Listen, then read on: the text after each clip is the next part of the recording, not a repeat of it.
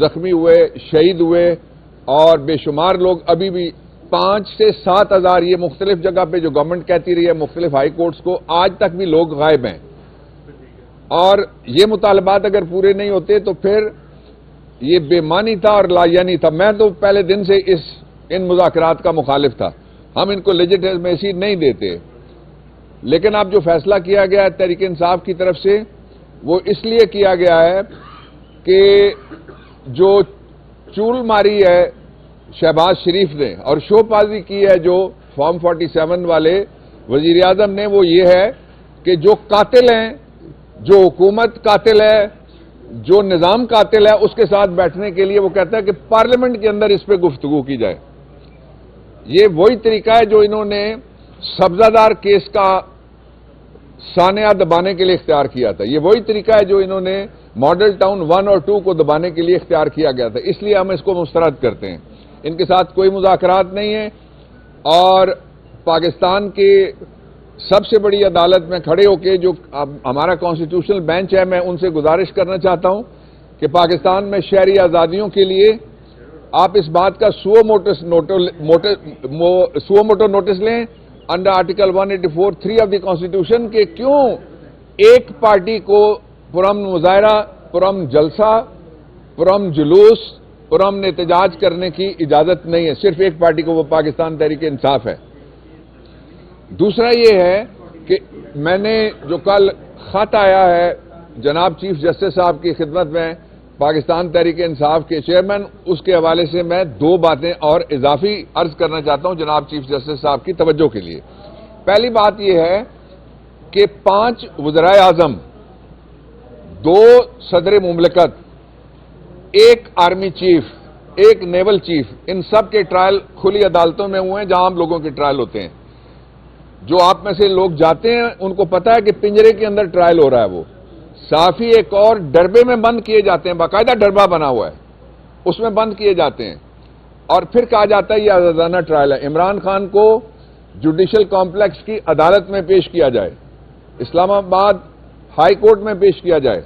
Supreme court of Pakistan میں عمران خان 2 دفعہ کہہ چکے ہیں جو ان کے مقدمات پینڈنگ ہیں، اور ایک مقدمہ ان کا ایسا پینڈنگ ہے 2017 کا جس میں میں بھی وکیل ہوں، ان کو بھی ذاتی حیثیت میں عدالتوں کے اندر بلایا جائے.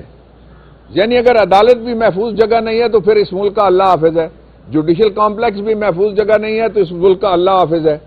اگر جو نظام عدل ہے اس کے اندر خطرہ ہے کسی قیدی کو، اور جو اکیلا قیدی ہے وہ زیادہ سے زیادہ کیا کرے گا؟ اس کی ایک فوٹو آ جانی ہے. زیادہ سے زیادہ کیا کرے گا؟ پریس ٹاک ہو جائے گی آزادانہ. زیادہ سے زیادہ کیا کرے گا؟ آپ سارے فوٹیج بنائیں گے، آپ سارے انٹرویو کریں گے، آپ سارے آتے جاتے بات کریں گے. تو یہ جو نظام ہے اس کے اندر گفتگو بالکل اس کی کوئی نہ ضرورت تھی، نہ ہے اور نہ ہوگی.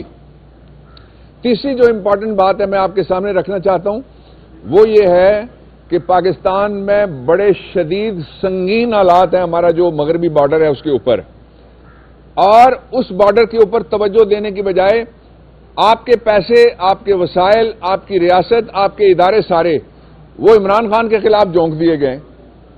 پہلے ہمارے خلاف جھونکے گئے تھے صرف پی ٹی آئی والوں کے خلاف، اب صحافیوں کے خلاف جھونک دیے گئے. میں نے بتایا ہے پہلا فیک نیوز والا کیس وہ تھا. دوسرا اگر فیک نیوز والا کیس آپ سننا چاہتے ہیں تو اس نظام کے اندر اور اس حکومت کے اندر بیٹھے ہوئے لوگوں نے محترمہ شہید بے نظیر بھٹو کی جعلی تصویریں، فیک نیوز بنائی، اور پھر اس کے لیے سرکاری جہاز سرکاری پیسوں سے لے کے ان کو پورے پنجاب میں گرایا گیا تھا. فیک نیوز کا دوسرا مقدمہ وہ ہے صحافی جو ان کو انفارمیشن ہوتی ہے اس کو ایک پریویلیج حاصل ہے کہ وہ انفارمر کو چھپا سکتا ہے. جس طرح وکیل کے ساتھ جو گفتگو ہوتی ہے ہمارے کلائنٹ کی، قانون میں لکھا ہوا ہم اس کو چھپا سکتے ہیں، ہم کسی کو نہیں بتاتے، بے شک وہ پرچہ کر دے، بے شک کوئی گنڈا گردی پہ اترے، ہم نہیں بتائیں گے کہ کلائنٹ کے ساتھ ہمارا اس کے کیس کے لیے کیا کمیونیکیشن ہے. اس لیے یہ پریویلیجڈ کمیونیکیشن والے طبقے کو یہ کہنا کہ آپ کو جو خبر ملی ہے، خبر دینے والے کون ہوتے ہیں؟ دیکھیں نا، ریڈی والا تو خبر نہیں دیتا، اداروں کے اندر بیٹھے ہوئے لوگ خبر دیتے ہیں. خبریں لیک کرنے والے کون ہوتے ہیں؟ سوائے ایک خاتون کے جو کہتی ہے ہر کسی کی میرے پاس ویڈیو ہے اور ہر کسی کی میرے پاس آڈیو ہے، تو اس کے علاوہ تو باقی سارے قومی اداروں میں بیٹھے ہوئے لوگ ہیں جو دیکھیں نا، چیف جسٹس کی اگر گفتگو لیک ہوئی یا ان کے رشتہ داروں کی گفتگو لیک ہوئی تو کس نے ٹیپ کیا؟ صحافی تو نہیں کر سکتا. صحافی نے تو رپورٹ کیا اور بالکل ٹھیک کیا. اسی طرح سے 1997 کا جنرل درانی کا یہاں پڑا ہوا ہے ایفیڈیوٹ، جس میں جو 22 نام تھے چیف جسٹس سمیت، اس میں میرا بھی نام تھا کہ ان کے فون ہم ٹیپ کرتے ہیں. اور اس وقت سے آج تک کوئی فیک نیوز کا مقدمہ کبھی بھی نہیں بنایا گیا. اگر تحقیقات کرنی ہے تو یہ فیک نیوز ہیں اصل، جن کی تحقیقات کریں اور ان کے مجرموں کو انجام تک پہنچائیں. پاکستان میں پریس آزاد تھا، ہے اور رہے گا. جس طرح پہلے عدلیہ کو اپنی جیب کی گھڑی بنانے کے لیے آئینی ترمیم 26ویں کی گئی، اس آئینی ترمیم کو فوری طور پہ ختم کیا جانا چاہیے. اس لیے کہ پاکستان میں پہلے 2 معاشی نظام تھے، ایک غریب کے لیے، ایک امیر کے لیے. پھر 2 سیاسی نظام ہو گئے، ایک فارم 45 کے لیے، ایک فارم 47 کے لیے. اب 2 عدالتیں ہوں گی، ایک آئین کے لیے، ایک غیر آئینی عدالت. اس طرح سے ریاست کوئی بھی نہیں چل سکتی ساری دنیا کی. اور جو آخری بات میں کہنا چاہتا ہوں وہ یہ ہے کہ پاکستان تحریک انصاف اس جو پیکا بنایا گیا تھا 2016 میں، اس کے اندر جو اب آئی ہے ایک اتھارٹی، اس اتھارٹی کا کام ہوگا جرمانے کرنا صحافیوں کو، ورکنگ جرنلسٹ کو جرمانے کرنا. اور دوسرا یہ ہے کہ اس میں 3 سال کی قید ہے، 2 ملین جرمانہ ہے یا دونوں سزائیں ہیں.